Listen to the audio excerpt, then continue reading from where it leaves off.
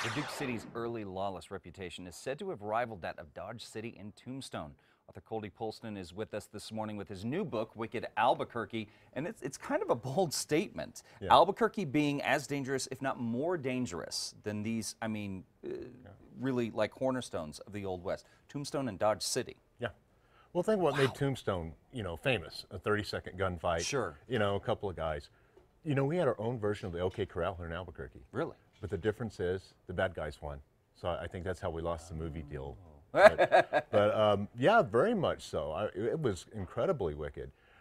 Part of the thing is when I started writing this book, I would, be talking to friends and, hey, do you know this happened? And they're like, no.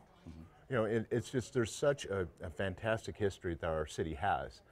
And a lot of it is quite scandalous. So Really? I thought, well, yeah, let's do a book and teach people about that. Okay. So share some of the stories. I've been reading through, and I have to say, I'm right there with your friends.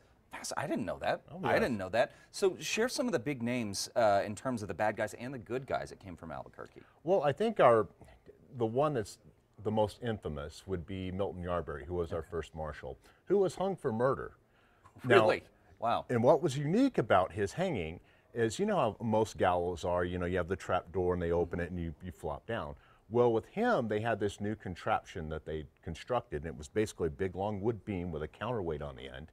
And, they dropped the counterweight, so it jerked you up instead of dropping you down. But they messed up. They put 300 pounds of counterweight against a 200-pound man. So it actually cinched the rope so tight around his neck, they couldn't get it off. So he was actually buried with the rope still around his neck. Holy moly. So, and there's that. We also have El Fuego Baca, who was very famous, a very famous New Mexican.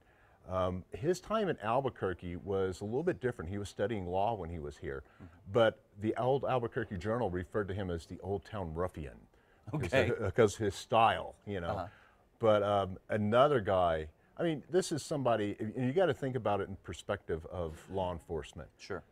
He had 16 warrants.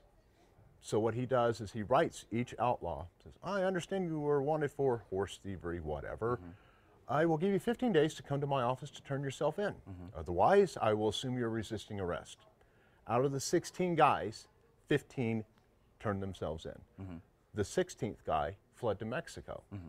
But Baca knew Pancho Villa. So he wrote, Pancho, hey, can you help me get this guy? Bring him to the border? And he did. Wow. So the 16th guy didn't get away, even by fleeing to Mexico. No kidding. So that was his reputation. It was such. They called him El Gato, the cat, because he had 9 lives. He was just, wow. Yeah. Just able to get it. Now, very quickly before we lose time, there was also a bit about the Albuquerque's role in the Civil War. Is Yes, that right? Okay. very much so. I wanted to put the battle about that because not too long ago we had this big controversy with removing the Confederate flag and things. And just to let people know what the Battle of Albuquerque was, it was more of a skirmish. The Union troops did not want to really fight here. It was more of an effort to, all right, y'all get out of here now, keep going. They left a clear route for them out. But what was interesting is there used to be a plaque on the gazebo in Old Town that says there were Confederate soldiers buried underneath there. That isn't accurate because there's no proof that they were. Okay. But we know from the after-action reports that there were Confederate soldiers killed, and they're buried somewhere in Old Town, and they've never been found. So, fascinating history. Coldy Polston, where can we get this book and also The Ghosts of Old Town, which is one of your other books? Do we go online locally, you can find them at page 1. Okay. What is it? I can't remember the name of the other one. Bookworks, that's it. There you go.